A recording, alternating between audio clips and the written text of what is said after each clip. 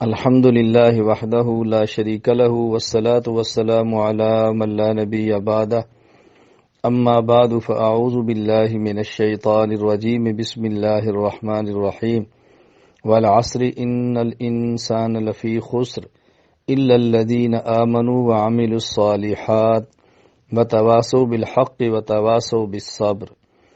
اللہ رب العزت نے سورۃ العصر میں نجات کی بنیاد 4 چیزیں ارشاد فرمائی ہیں۔ نمبر 1 آمنو، عقیدہ ٹھیک ہونا چاہیے۔ نمبر 2 عامل الصالحات، اعمال سنت کے مطابق ہونے چاہیے۔ نمبر 3 تواصوا بالحق، صحیح عقیدہ اور مسنون عمل کی دعوت دینی چاہیے۔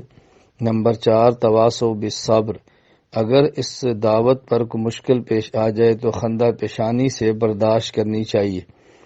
عقیدے کا ٹھیک ہونا، اعمال کا سنت کے مطابق ہونا مرد اور خواتین سب کے لیے ضروری ہے۔ اللہ رب العزت نے اس صورت مبارکہ میں الانسان کا لفظ استعمال فرمایا ہے، اور الانسان مرد کو بھی کہتے ہیں اور خاتون کو بھی کہتے ہیں۔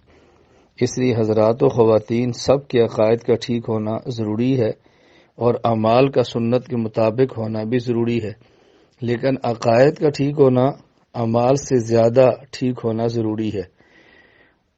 عقائد بھی ٹھیک ہوں، اعمال بھی ٹھیک ہوں، اور اس کے بعد صحیح عقیدہ اور مسنون عمل کی دعوت بھی ہو۔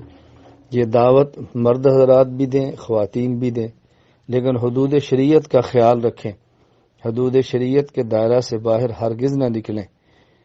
ہماری مائیں، بہنیں اور بیٹیاں اپنے عقائد بھی ٹھیک کریں، اپنے اعمال سنت شریعت کے مطابق کریں، اور دوسروں کو اس پر متوجہ کریں۔ مردوں کو دعوت نہ دیں، خواتین کو دیں۔